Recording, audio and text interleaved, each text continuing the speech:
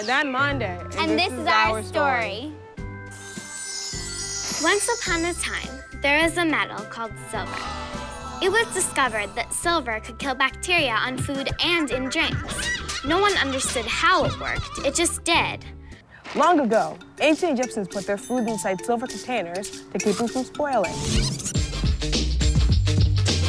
Ancient Greeks and Romans kept their water in silver goblets to keep it fresh and clean. Amazing! Chinese emperors ate with silver chopsticks. Americans used to put silver dollars in milk. During World War I, silver leaf was even used to help fight infections and heal wounds. The next stop in our silver story was the Science Center in Ithaca, New York. It's a great museum, and they have all kinds of fun exhibits. Look, nanotechnology. We checked out a couple of exhibits all about nano. Dr. Monday. Then we got to the nanosilver display and learned that scientists are using nanosilver in bandages to help cuts heal faster. What? Nanosilver? We wanted to learn more, so we met up with BJ. He's a museum services coordinator at the Science Center. Silver that scientists used to use, was very big. It's called macro silver, and it's something you could see with your own eyes. But scientists say are using a different kind of silver. It's called nanosilver, and it's stuff that's so tiny you have to use really, really powerful microscopes to look at it. So what's with this green guy? Well, this green guy here is our model of Bob the bacteria cell. We compared how many pieces of silver we could put on Bob the bacterial cell, with big beach balls to represent regular silver and little wiffle balls to represent nanosilver. I can't even see bacteria with my eyes, and nanosilver is smaller than that. We could only fit 3 regular-sized silver pieces on Bob, but tons of nanosilver stuff. Get the idea? The same amount of silver can actually kill more bacteria because of how small the size is. So that's why nanosilver kills even more bacteria than regular silver. That's correct. BJ told us that nanosilver is being used in different kinds of products to kill bacteria. Those bacteria let off some funky odors. So we put in some nanosilver particles in the shirt to help keep those things down.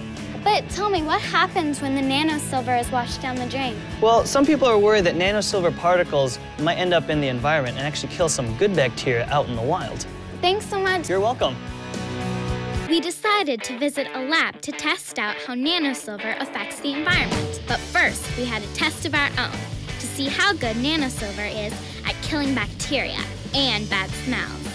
It was time to put a nanosilver product to the test. Nano socks! We went to the sporting goods store and bought 1 pair of regular socks and 2 different brands of nanosilver socks. Do they really smell less than regular socks? I know how we can find out. How? A smell test. Okay, so let's put 1 nanosilver sock on 1 foot and a regular sock on the other foot. The object is to get our feet and socks as sweaty as we possibly can. How high can you go? Get it for me. Getting tired, Monday? No, are you? We played for a really long time and got our socks as sweaty as possible. It's time for the final moment of truth, the smell test. Our socks all smelled about the same, like sweaty socks.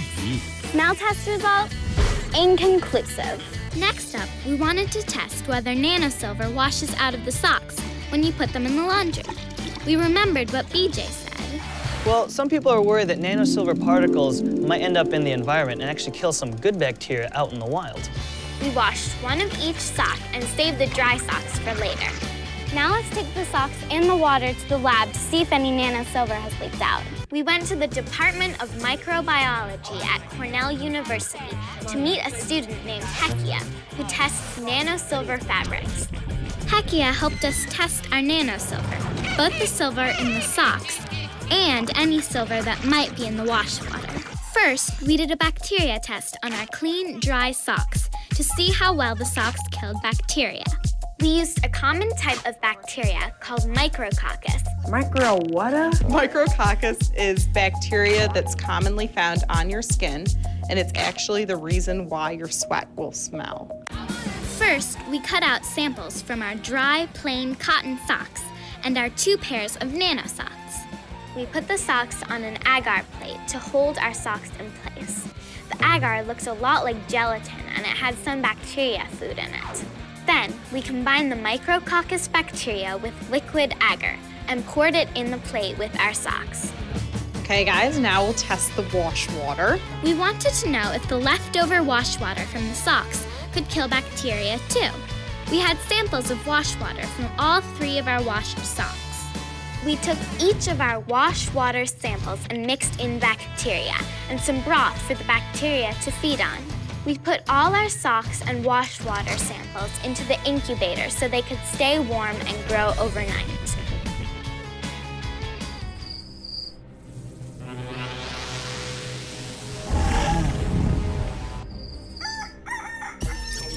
Okay, so here's the regular sock. It's almost as if there's a sheet of yellow bacteria over it. The regular sock didn't kill any of these bacteria. Both of the nanosilver socks have a ring around them where no bacteria grow. It's just like the bacteria is not even allowed to touch it. They both did their job and killed the bacteria. Then we checked out our wash water samples. The water from the regular sock and one of the nanosilver socks was full of bacteria, so it looked cloudy. But the water from the other nanosilver sock was totally clear. Something must have leaked out of the sock to kill the bacteria. So does that mean that the socks are leaking nanosilver into the water? We do know that nanosilver kills bacteria, so it's possible that's the case. However, to prove that, we'd have to run a bunch more tests. Well, I guess that's an investigation for another day. We still don't have all the answers about how silver works. But now we know that nanosilver has a lot of cool possibilities. If scientists can figure out the best way to use nanosilver and protect the environment at the same time, it'll be a happy ending.